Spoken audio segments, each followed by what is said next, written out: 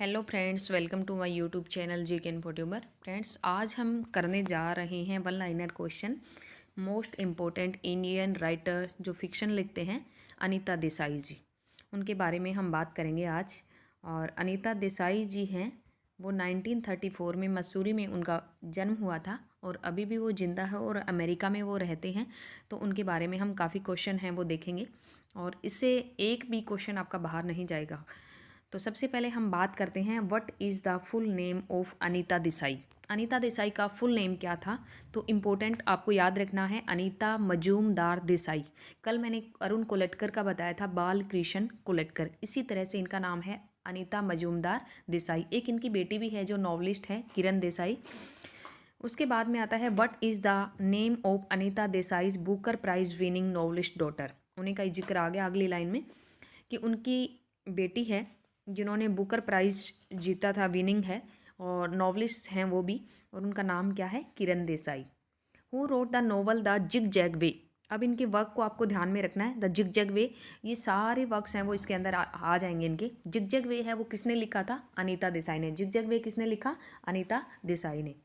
Anita Desai's novel the zig zag way is set in, और उसको कहाँ पे सेट किया गया था? तो मैक्सिको में, 20th सेंचुरी में।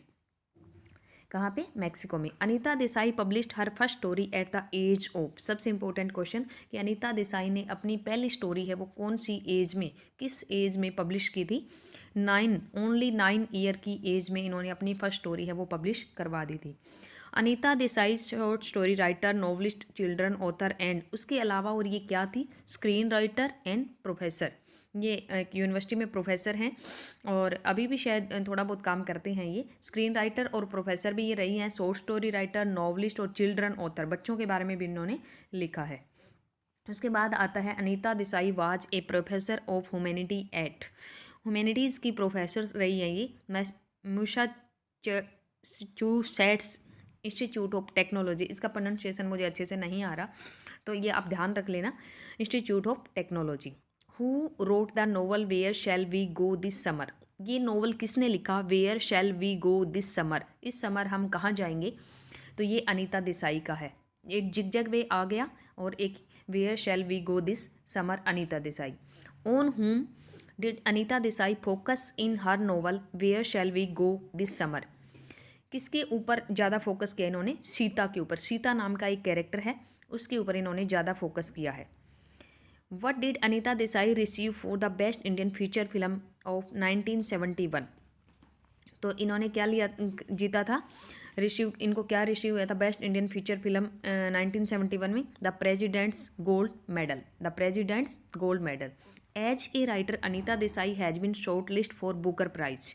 कितने बार अनीता देसाई को शॉर्ट लिस्ट किया गया है बुकर प्राइज़ के लिए? 3 टाइम्स। इनकी बेटी ने तो जीता है, इनको शॉर्ट लिस्ट किया गया था बुकर प्राइज़ के लिए 3 टाइम्स। साहित्य अकादमी इन्होंने जीता था और वो मैंने आपको बता भी दिया था, फायर ऑन माउंटेन के लिए। The last work of Anita Desai was. तो लास्ट वर्क आप याद ही रख लेना, इनका काम कंप्लीट हो गया है तो कंप्लीट से याद रख लेना। The complete story published in 2017 में। 2017 के अंदर इनका लास्ट स्टोरी है वो इन्होंने पब्लिश करवाई, द कंप्लीट स्टोरी के नाम से। उसके बाद में, who wrote the novel journey to Ithaca. Journey to Ithaca किसने लिखा था ये नॉवल? अनीता देसाई ने। The title of Journey to Ithaca refers to 3 journey in the novel, journey to Sophie of Matteo and of, और तीसरा the mother. Journey of Sophie of Matteo and of the mother. Anita Desai is a fellow of. Anita Desai किसकी fellow थी? Royal Society of literature की। Anita Desai's famous collection of short story is titled as, important, games at twilight and other stories के नाम से। Zigzag way, journey to Ithaca, उसके बाद में where shall we go to this summer, और games at twilight and other story. ये famous collection है इनका शॉर्ट स्टोरी का, गेम्स एट ट्वीलाइट के नाम से आया था, games at twilight and other stories. उसके बाद हम बात करते हैं फिर इनके वर्क हैं वो किस टाइप के हैं।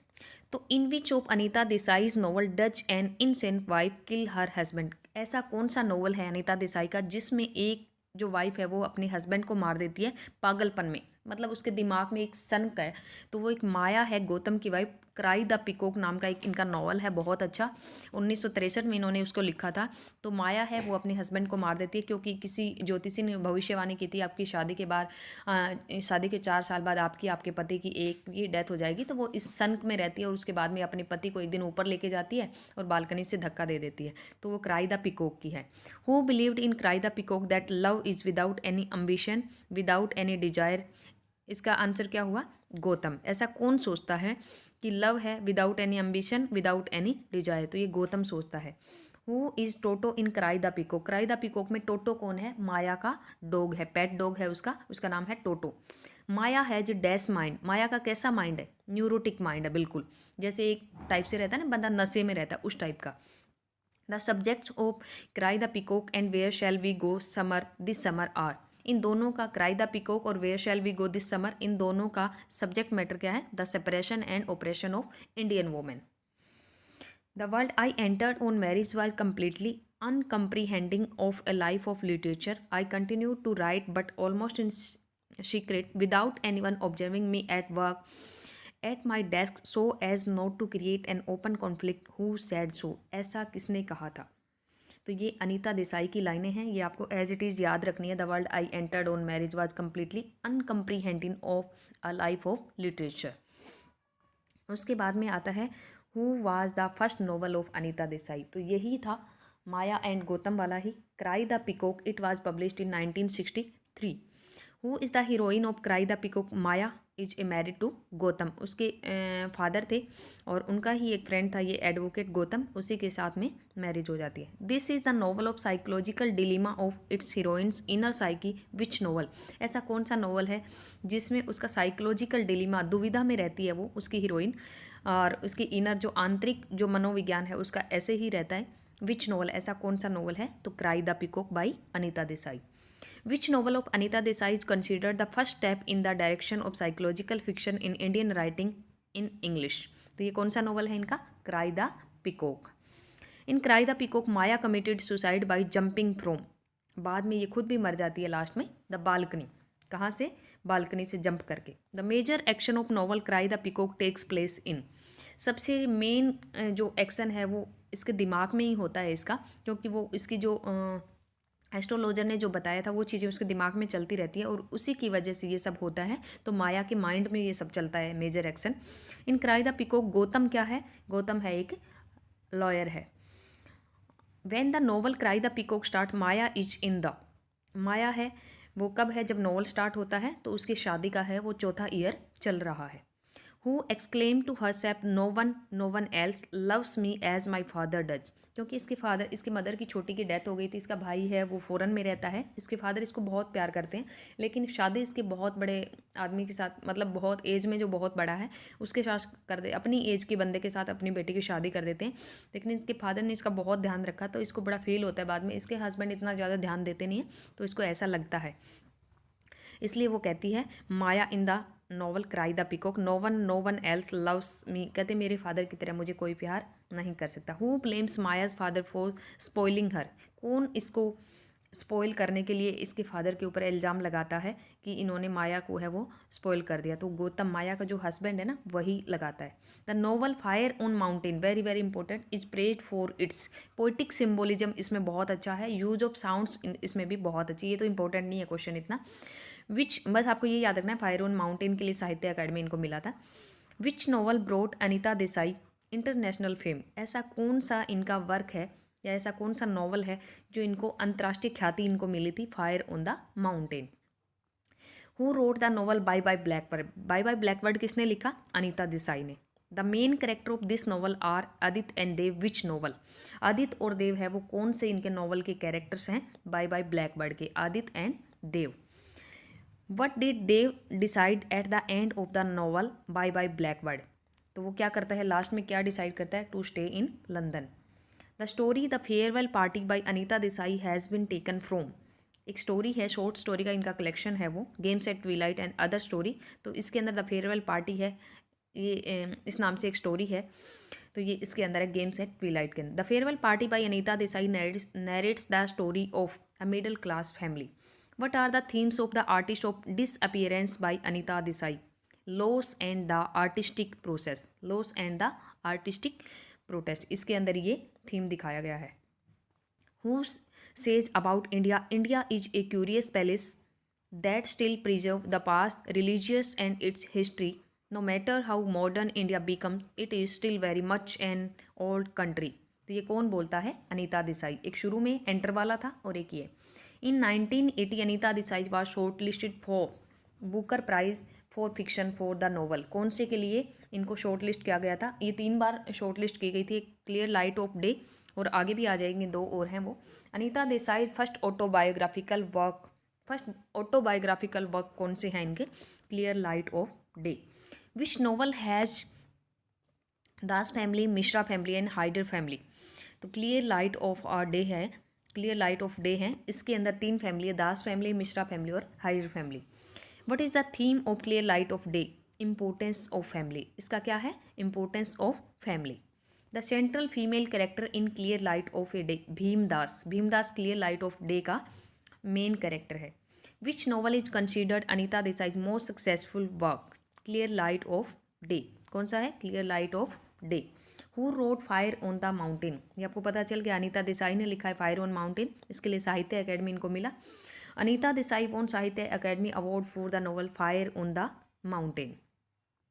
Fire on the mountain tells the story of Nanda Kaul. Nanda Kaul की स्टोरी है इसमें। फायर ऑन माउंटेन के अंदर कौन है? नंदा कोल। और क्लियर लाइट ऑफ में भीमदास मेन है और 3 फैमिली है, हाइडर फैमिली, मिश्रा फैमिली और Das family. The novel fire on mountain is praised for its poetic symbolism and use of sounds. और उसके बाद में which novel brought Anita Desai international film? Fire on the mountain. ये अगेन दोबारा से फिर आ गया है। उसके बाद में which school did Anita Desai attend? कौन सी स्कूल को अनीता देसाई ने अटेंड किया था, मतलब उनकी एजुकेशन है वो कहाँ हुई थी? Queen Mary higher secondary school. In 1958 Anita Desai married Ashwin Desai. Ashwin Desai. The village by the sea by Anita Desai was published in. The village by the sea, ये भी इनका एक वर्क है, by Anita Desai was published in 1982। Anita Desai won Gurjian Children's Fiction Prize for her novel The Village by the Sea। Gurjian Children's Fiction Prize for the novel The Village by the Sea 1982 में लिखा। Who confesses that while she feels about India as an Indian, she thinks about it as an outsider। ऐसा कौन confess करता है? Anita Desai. Anita Desai was born in 1937। शायद मैंने starting में 1934 बोल दिया होगा, लेकिन 1937 मसूरी में ये पैदा हुई थी। Which novel of Anita Desai is a children's book? The village by the sea. तो शुरू में इनके बारे में आया भी है कि चिल्ड्रन का वर्क लिखा है, शॉर्ट स्टोरी लिखी है, नॉवलिस्ट लिखी है, स्क्रीन राइटर रही और प्रोफेसर रही है मैसाचुसेट्स इंस्टीट्यूट ऑफ टेक्नोलॉजी में। The main character of her novel village by the sea are Lila and Hari. उसके बाद में ये मैंने करवा दिया, फर्स्ट पेज ये आगे पीछे हो गया था और ये भी हो गया है। उसके बाद में आता है which novel of Anita Desai has its first part in India and the second part in America? ये कौन सा है? Fasting feasting. इसका आधा पार्ट इंडिया के अंदर लिखा गया और आधा अमेरिका के, क्योंकि अभी अमेरिका में रहती हैं ये। तो फास्टिंग फिस्टिंग है ये है। और बुकर प्राइज़ के लिए भी इसको नामित किया गया था, मनोनीत किया गया था, नॉमिनेशन मिला था, शॉर्ट लिस्ट किया गया था। What are the main themes of novels of Anita Desai? Anita Desai के मेन थीम्स क्या है जिसमें ऑपरेशन हो इंडियन वुमेन की, जैसे क्राई द पीकॉक में है, और एक और था दूसरा where shall we go this summer. Women's oppression मतलब लेडीज़ को दबाया जाता है। फैमिली रिलेशनशिप के बारे में है। द क्रम्बलिंग ऑफ ट्रेडिशन, परंपराओं को लेकर के, और antisemitism. Who said I first learn English when I went to school? वो किसने कहा है ऐसा? It was the first language that I learn to read and write so it become my literary language. ये अनीता देसाई ने बोला है कि जब मैं स्कूल गई तब मुझे फर्स्ट टाइम इंग्लिश लैंग्वेज है मैंने सीखी थी। Where was Anita Desai born? Mussoorie, India के अंदर। Which novel of Anita Desai was adapted for filmography? जिसके ऊपर फिल्म बनी है। इन कस्टडी, एक मंजू कपूर का भी आएगा इन कस्टडी वर्क, और एक ये उनका कस्टडी है और इनका इन कस्टडी है, तो ये अनीता देसाई का आपको याद रखना है।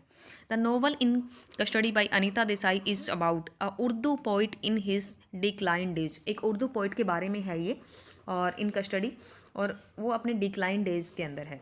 When did Anita Desai complete BA in English Literature? 1957.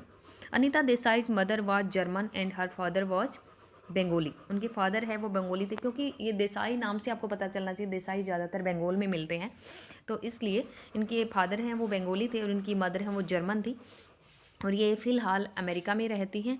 और इनके हस्बैंड है वो अश्विन देसाई हैं, इनकी बेटी है वो किरण देसाई। 3 बार इनको बुकर प्राइज़ के लिए शॉर्ट लिस्ट किया गया था और साहित्य अकेडमी इनको मिला था 1990 में, आई थिंक 1919 या 1992 में, जहाँ तक मुझे याद है 1990 है। और इन कस्टडी इनका याद रखना है आपको, उर्दू पोइट के डिक्लाइन डेज में है। वो जैसे एक बंदा है किसी को इंटरव्यू देने जाता है और वो खुद दूसरे की लैंग्वेज में बात करने लग जाता है, इस तरीके का है इसमें। फायर ऑन माउंटेन के मिला, फास्टिंग फिस्टिंग के लिए इनको शॉर्ट लिस्ट किया गया था, एक क्लियर लाइट ऑफ डे के लिए। और गेम्स एट ट्विलाइट इनका एक शॉर्ट स्टोरी वर्क है। द विलेज बाय द सी इनका चिल्ड्रन वर्क है। और इनकी यूनिवर्सिटी का नाम मैंने आपको बता दिया, अनीता मजूमदार देसाई इनका पूरा नाम है। 1937 में ये मसूरी में पैदा हुई थी। और इनके बारे में इंपॉर्टेंट क्या, शॉर्ट स्टोरी राइटर रही हैं, नॉवलिस्ट हैं, चिल्ड्रंस ऑथर, स्क्रीन राइटर और प्रोफेसर भी हैं। और पहली इन्होंने स्टोरी जब लिखी थी तो इनकी एज है वो 9 ईयर थी। द जिग-जैग बेबी इन्हीं का ही वर्क है। उसके बाद क्राई द पीकॉक का आपको याद रखना है। क्राई द पीकॉक की हीरोइन है वो माया है, उनके हस्बैंड गौतम है, और वो अपने पति को बालकनी से धक्का देके नीचे गिरा देती है और उसकी डेथ हो जाती है। तो इनसेन वाइफ का अगर जिक्र आता है तो वो है। उसके बाद में अगर बात आती है फास्टिंग फिस्टिंग की, तो आधा पार्ट उसका इंडिया में लिखा गया और आधा पार्ट अमेरिका में लिखा गया। तो और मेन कैरेक्टर इसमें विलेज बाय द सी में कौन है, लीला एंड हरी। और सीता किस में है, where shall we go this summer. और नंदा कोल किस में है, फायर ऑन माउंटेन के अंदर है। और भीमदास किसके अंदर है, वो बीच में एक वर्क और आया था, clear Light of day Bhim, और उसमें फैमिली रिलेशनशिप के बारे में ज़्यादा बात की गई है। और अनीता देसाई का ऑटोबायोग्राफिकल वर्क की बात की जाए तो क्लियर लाइट ऑफ डे, और सबसे सक्सेसफुल वर्क भी ये रहा था इनका, और सबसे ज़्यादा इनको ख्याति दिलाई थी फायर ऑन माउंटेन, क्योंकि उसके लिए उनको प्राइज़ मिला था। तो ये सब था। और बाय बाय ब्लैकबर्ड भी इनका वर्क है, जिसमें आदित्य और देव है वो लास्ट में स्टे करता है लंदन के अंदर, ऐसा कुछ है इसमें। और पोइटिक सिम्बोलिज्म और यूज ऑफ साउंड का इन्होंने काफ़ी अच्छा यूज़ किया है फायर ऑन माउंटेन के अंदर, जिसके लिए बहुत प्रेज़ मिली थी। तो ये सब है इनके बारे में। और कई बार ये पूछ लिया जाता है कि गौतम है वो क्या है, तो वो एक लॉयर है। मेन थीम इनके ज़्यादातर वही है कि लेडीज़ को दबाया जाता है, ऑपरेशन, डिप्रेशन, ये सब चीज़ें हैं इसके अंदर। तो आज के लिए इतना ही। आज सिर्फ मैं अनीता देसाई को ही करवाऊँ, क्योंकि इनके क्वेश्चन बहुत ज़्यादा बन रहे थे। तो कल देखते हैं किसी और अच्छे एक राइटर को लेके आते हैं और उनके भी क्वेश्चन इसी तरह से करवाऊँगी। तो वीडियो को ज़्यादा से ज़्यादा आप शेयर कर दें। Take care.